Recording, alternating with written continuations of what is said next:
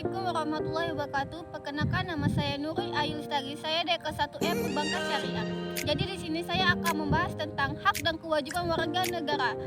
Sebelum memasuki materi, saya akan membacakan tujuan hak dan kewajiban warga negara. Yang pertama, mampu memahami konsep warga negara serta hak dan kewajiban warga negara. Kedua, mampu menilai melaksanakan hak dan kewajiban warga negara. Ketiga, mampu melaksanakan hak dan kewajiban warga negara secara seimbang. Selanjutnya, saya akan membacakan tentang pendahuluan. Yang pertama, fungsi negara adalah melaksanakan keamanan dan ketertiban dalam masyarakat. Kedua, menurut Thomas Hobbes, homo homini lupus atau manusia memangsa manusia. Ketiga, untuk menghindari hal tersebut, maka dalam kehidupan bernegara, negara dan warga negara sama-sama memiliki hak dan kewajiban. Keempat, kesadaran akan hak dan kewajiban sangatlah penting agar terciptanya kehidupan yang dinamis. Selanjutnya, saya akan membahas tentang materi yang pertama. Pengertian warga negara. 1. Penetapan warga negara adalah suatu negara ditentukan berdasarkan peraturan perundang-undangan. 2. Pasal 26 ayat 1 Undang-Undang Dasar 1945, warga negara adalah orang-orang bangsa Indonesia dan orang-orang bangsa lain yang disahkan oleh undang-undang sebagai warga negara. Ketiga, orang-orang bangsa lain maksudnya peranakan Belanda, Tionghoa, Arab yang bertempat tinggal di Indonesia, mengakui Indonesia sebagai tanah airnya, bersikap setia kepada NKRI. Selanjutnya, materi yang kedua, pengertian hak dan kewajiban. Pengertian hak dapat dipahami sebagai HAM. Undang-Undang 39 tahun 1999 tentang HAM. HAM adalah seperangkat hak yang melekat pada hakikat dan keberadaan manusia sebagai makhluk Tuhan yang Maha Esa dan merupakan anugerahnya yang wajib dihormati, dijunjung tinggi dan dilindungi oleh negara, hukum dan pemerintahan dan setiap orang demi kehormatan serta perlindungan hakikat dan martabat manusia. Kedua, kewajiban asasi adalah kewajiban dasar yang harus dijalankan oleh seseorang dalam kaitannya dengan kepentingan dirinya sendiri, alam semesta, masyarakat, bangsa, negara maupun kedudukannya sebagai makhluk Tuhan. 3. Di Indonesia, antara hak dan kewajiban harus dipenuhi keluarga negara secara seimbang. Hak diri seringkali dileburkan dalam hak kolektif atau sosial. 4.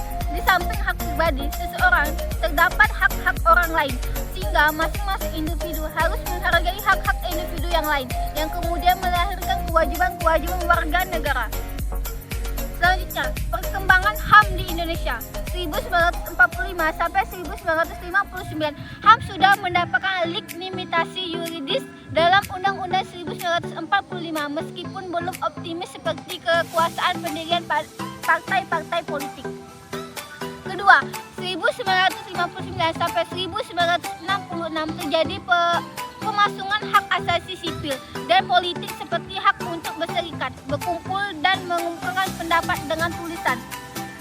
Keempat, 1966 sampai 1970 muncul gagasan perlunya pembentukan pengadilan HAM.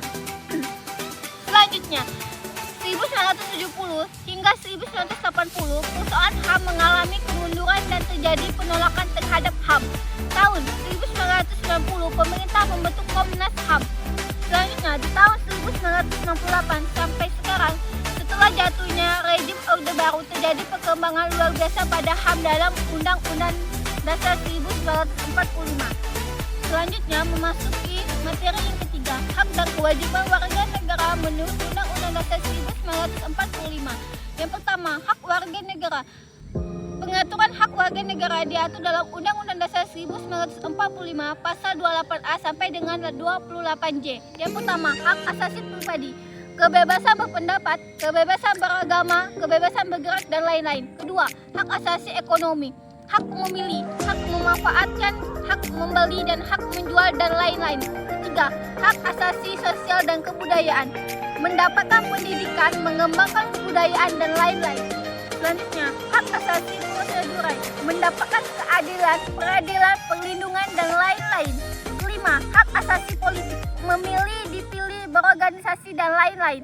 Keenam, hak asasi dalam perlakuannya yang sama, hukum, pemerintahan, dan lain-lain. Selanjutnya, yang kedua, Kewajiban warga negara. Pengaturan kewajiban warga negara diatur dalam Undang-Undang Dasar 1945 dalam pasal 27, 28, 30, dan 31. Pertama, membayar pajak. Kedua, menjunjung hukum dan pemerintahan. Ketiga, menghormati hak orang lain. Keempat, tunduk kepada ketetapan Undang-Undang Dasar. Kelima, ikut serta dalam usaha pertahanan dan keamanan negara. Keenam, melaksanakan sistem pertahanan dan keamanan rakyat serta. Ketujuh, mengikuti pendidikan dasar. Kedelapan, taat kepada negara.